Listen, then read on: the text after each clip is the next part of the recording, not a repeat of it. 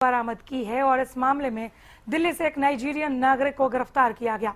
Police कह रही है कि इस कार्रवाई से हरियाणा, पंजाब और दिल्ली तक फैले एक बड़े ड्रग नेटवर्क का खुलासा होगा। उनको झटका लगा है, लेकिन सवाल सिर्फ एक गिरफ्तारी का नहीं, सवाल उस जहर के कारोबार का है जो युवाओं की नसों में उतरकर पूरे समाज को खोखला कर रहा है। ये खास रिपोर्ट देखिए।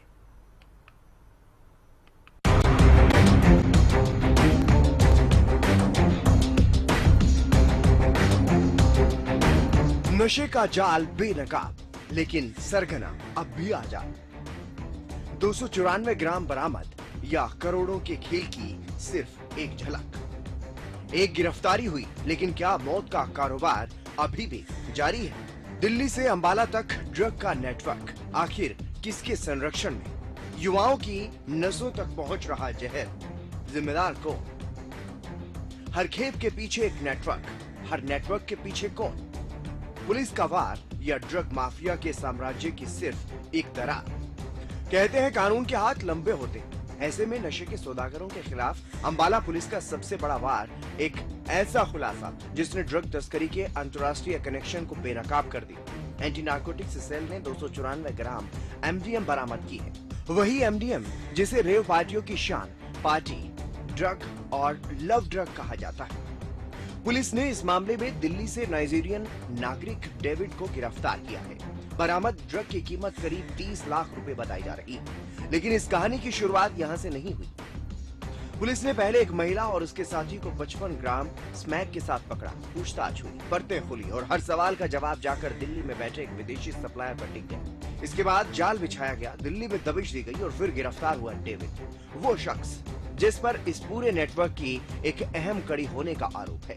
पुलिस अब ये पता लगाने में जुटी है कि आखिर ये जहर किन शहरों में पहुंचना था, किन हाथों में जाना था और कितने युवा इसके निशाने पर थे।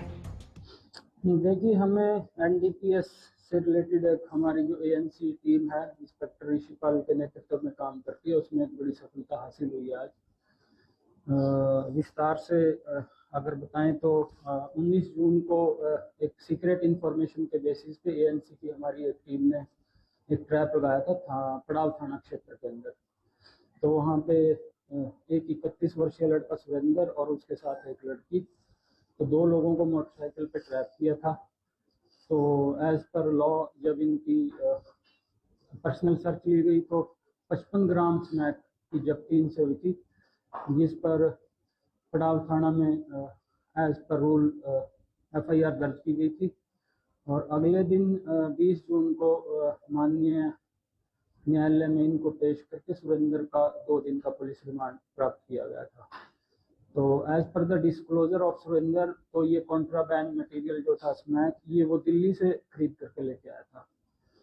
तो हमारी टीम ने दिल्ली जा करके जो चेन ऑफ सप्लाई थी उसमें जो बैकवर्ड लिंक था उसको जा करके तिलक नगर न्यू दिल्ली से ट्रैप किया और वहाँ से डेविड नाम का जो था फॉरेन नेशनल, जिसका अभी तक नाइजीरियन होना पता चला है, मूबा केचू डेविड, इसने अभी तक की पूछताछ में अपना नाम डिस्क्लोज किया है। डेविड की गिरफ्तारी के बाद उसको यहाँ पर लाकर माननीय न्यायालय में पेश किया गया। अगर देखा जाए तो हरियाणा की अंबाला पुलिस के इतिहास में पहली बार इतनी बड़ी मात्रा में सिंथेटिक एमडीएम पकड़ी गई। लेकिन असली सवाल यहीं से शुरू होता है। क्या 294 ग्राम एमडीएम पकड़ लेने से नशे का कारोबार रुक जाएगा? क्या एक डेविड की गिरफ्तारी से पूरा नेटवर्क खत्म हो जाएगा? या फिर कुछ दिनों बाद कोई नया चेहरा, कोई नया सप्लायर, कोई नया रास्ता सामने आएगा?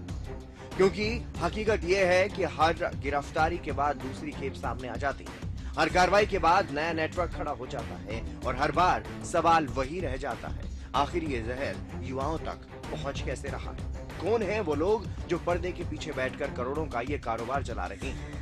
क्या सिर्फ तस्कर ही जिम्मेदार है या फिर इस पूरे खेल में कहीं ना कहीं ऐसी मिली भगत भी है जो इन सौदागरों को बचाने का काम करती है?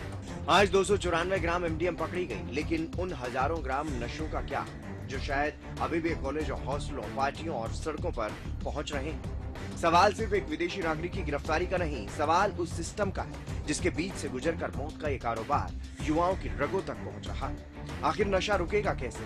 आखिर नशे का कारोबार बढ़ क्यों रहा है? और सबसे बड़ा सवाल, क्या इस जहर के पीछे सिर्फ तस्कर है या फिर कुछ ऐसे चेहरे भी हैं जो कभी सामने नहीं आ पाते लेकिन पूरा खेल चलाते वही हैं? क्योंकि जब नशा सरहदें पार कर घरों तक पहुंचने लगे तो मामला सिर्फ कानून का नहीं रहता, फिर सवाल पूरी पीढ़ी के भविष्य का होता है। जरा गौर कीजिए, नशा कभी दरवाजा खटखटाकर घर में नहीं आता, सिस्टम की दरारों से अंदर घुसता है। या ड्रग्स का कारोबार वहीं फलता फूलता है जहां कुछ लोग आंखें बंद करते हैं और कुछ लोग मुंह मोड़ देते हैं, जिसका परिणाम हमारी युवा पीढ़ी को भुगतना पड़ता है।